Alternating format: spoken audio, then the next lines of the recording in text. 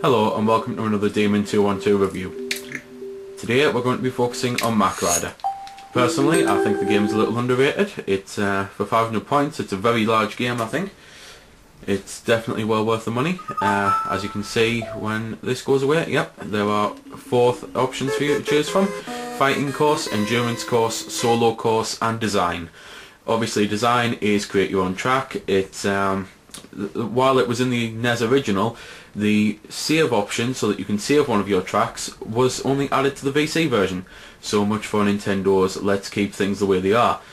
You can save tracks on this one you couldn't before, but if you want to save your ghost data on Mario Kart 64, which you used to be able to do, you can't do it. Anyway, let's get on with the review. Starting with fighting course, it comes up a little bit of story at the top, which is just there. You can choose between the top course and the bottom course by A and B obviously, and as you can see 1 to 10 at the bottom, that's how many you have to do.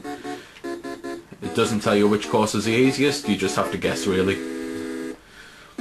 So on the game here you've got 4 gears which you shift between them by pushing up and down on the D-pad. And while 4th gear is definitely the fastest, it can mean that if you go over pools of water or oil, you skid off them much easier, and going around corners is harder too, so just before a corner it is recommended, it's recommended that you drop your gear, otherwise you might find a bit of trouble with that. You've got a shot limit for your machine gun, because unlike most motorbikes, your motorbike's equipped with a machine gun. As you can see, there's other enemy racers there who are going to try and stop me and, well, stop me from reaching the end really, because again I don't really think there's much story to this. It's a bit like Mad Max I believe. Enemies get harder as you go through the courses. You start off with orange enemies and green enemies which take 1 or 2 shots, and then you'll build up to blue enemies, purple enemies and the likes. Whole point of the game is simply to get the end of the course. It will tell you in the top left corner of the screen what what remaining distance you have on your course. On endurance mode you get a time limit, but on this one you can take your sweet time, so you don't have to worry about that. You do, however, some races get an energy limit, some races get a lives limit. On the last race I had an energy limit of how many times I could crash. This one I've actually got a life limit. I don't really know the difference between the two, it's both the same really. As you can see, there's other obstacles on the course which are basically there to put me off, get in the way, stop me from reaching the end by crashing until I die.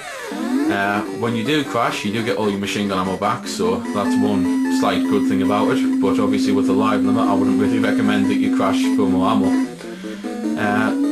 Good way to get points, rather than shoot your enemies, is to actually nudge them into obstacles, and you get double the amount of points you would usually get. It's a little harder to do, but it's, as I say, if you're going for points it is definitely worth it. As I say, as it goes on you get more obstacles, different types of tracks. You'll get onto ice stages where going around corners is just a nightmare on the ice stages. You'll also get to a point where somehow cannonballs find their way around the track to crash into you. I don't know how those cannonballs are there, maybe someone's at the end of the course. But that is fighting mode. Endurance mode is basically play until you can't play anymore. Starts with 20 kilometers and 250 seconds, which is dead easy. You'll probably do it with about 50-60 seconds to spare easily.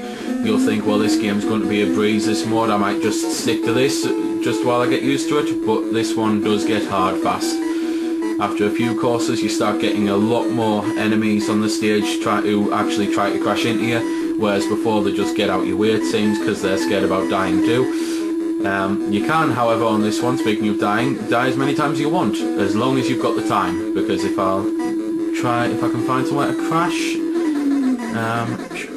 as you can see the timer still goes, but it takes forever for you to get back on your bike. So while you can crash as many times as you want, it's not really a good thing to do that for ammo.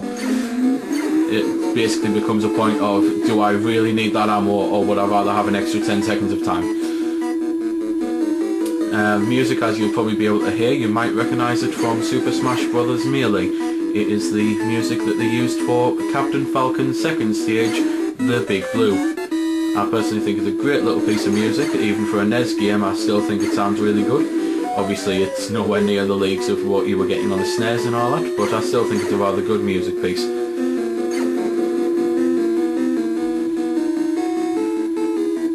There was a few seconds there just to listen to it without me yabbering on. As you can see, there's one of the green ones I was talking about, who take 2 shots instead of 1. The purple I think take 3, or that might be the blue. I always get mixed up with the colours, but the one good thing is all of them only take 1 shunt into an obstacle. As you can see there, I ran out of time, but I did make the distance, so it lets us go on to the next one, and it'll just increase me time limit a bit and increase me how far I have to go. So that's endurance mode.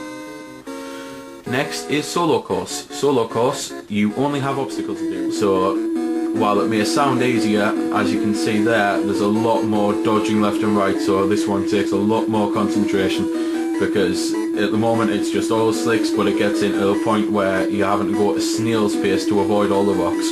But unfortunately, as I said before, there is a timer.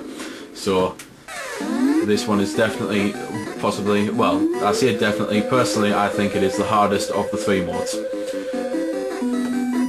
But as you can see, as I say, just no enemies at all, just a lot more obstacles, so this one is not really much to show you. The backdrops do change as you go on to the different courses, as it does with all of them, but as I say, not much at all to show on that one, so let's just go to the final mode, design.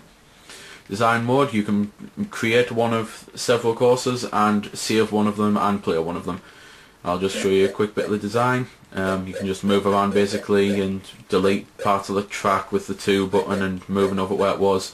If you hold the 1 button, then you can select through the big bits of track so that you can put things there. Obviously it tells you what parts are available to you on that current section that will join up. If you push the select button, you can swap to the smaller parts at the bottom there. And just like, there's this little corner piece here, so that's basically what you can do. Then you can obviously start your course and play on it if you want to. You don't put the enemies or obstacles or anything on there, generic. So design mode's a bit of a letdown really. It's nothing as in-depth as you would get on the likes of Excitebike, also for the NES, and also a racing game. So there we go then. That's been the review. I hope you found it helpful. I don't score the games because that's based purely on opinion, so instead I'll leave you to make your own mind up.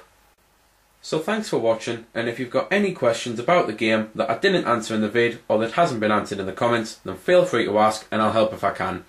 Also, if you did find it helpful, don't forget to check out my channel because there's plenty more like this up there, and don't forget to subscribe because there'll be plenty more to come as well. So until next time, this has been Demon212, signing off.